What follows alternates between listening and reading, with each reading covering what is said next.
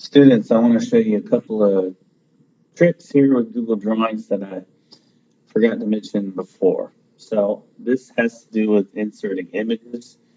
I'm going to go to Insert, Image, and I am going to find a picture over here using the search tool.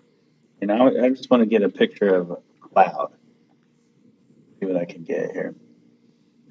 So let's do this. I'm going to get this right here, and I'm going to select that, and I have my picture of my cloud. Well, we had discussed earlier the mask image tool.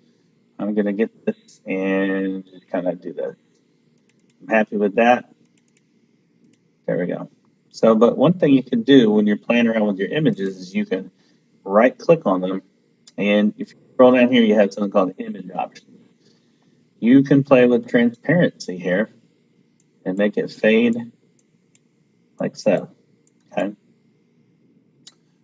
You can also increase the contrast.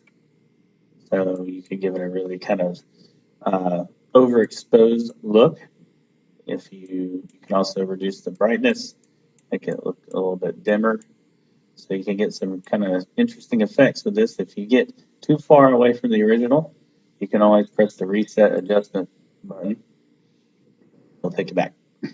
I have this recolor button. I'm going to try to match up the tone with the background. So I'm going to do this. So I've matched up by choosing this tone, which is very similar to this tone. See how they're kind of a match. So I have those two up, and now I'm going to take and play with the transparency and just kind of dim it out. Okay, so I have this like really faint picture here. Well, another thing you can do is you can play around with the order of things. And I've seen some people struggling with this.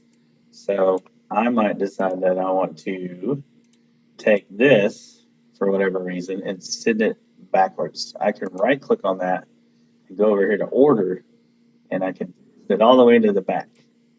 And now it's behind it. Okay.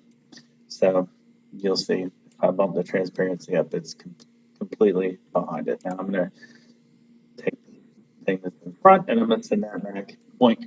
There we go. So you can change the order of things. Just think of things are kind of stacked on top of each other. And if you play with the order, you can send them forward and backwards.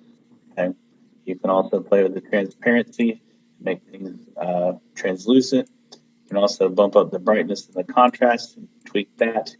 And you can also play with the tones of your picture. Something to think about when you're designing your pictures.